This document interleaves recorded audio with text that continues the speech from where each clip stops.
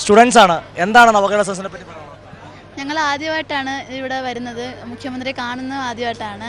അപ്പോൾ എനിക്ക് ഭയങ്കര കണ്ടപ്പോൾ തന്നെ എന്തോ നല്ലതാണെന്ന് തോന്നി ഇത് കണ്ടപ്പോൾ.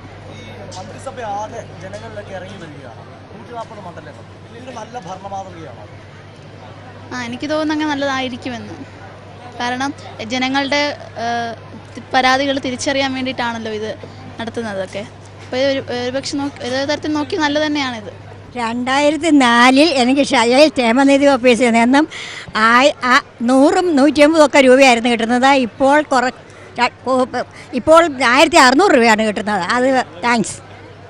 നമ്മുടെ ഏറ്റവും നല്ലൊരു ഭരണം കാഴ്ചവെച്ച് മുഖ്യമന്ത്രി പറഞ്ഞതുപോലെ എല്ലാത്തിനെയും അതിജീവിച്ചുകൊണ്ട് നമ്മുടെ നാടിനെ ഒന്നിച്ച് ചേർത്ത് പിടിക്കുന്ന ഒരു സർക്കാരാണ്. ഇന്നലെ നടന്ന ഗവർണറുടെ നടപടി എന്ന് പറഞ്ഞൊരു സ്വേച്ഛാധിപതിയുടെ കൂട്ടുള്ള പെരുമാറ്റമാണ്.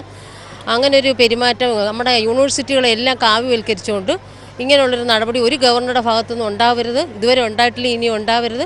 അതിനെതിരെയുള്ള ഈ സർക്കാർ എടുക്കുന്ന എല്ലാ തീരുമാനങ്ങൾക്കും ഞങ്ങൾ നാട്ടുകാർ ഒറ്റക്കെട്ടായിട്ട് നിൽക്കും.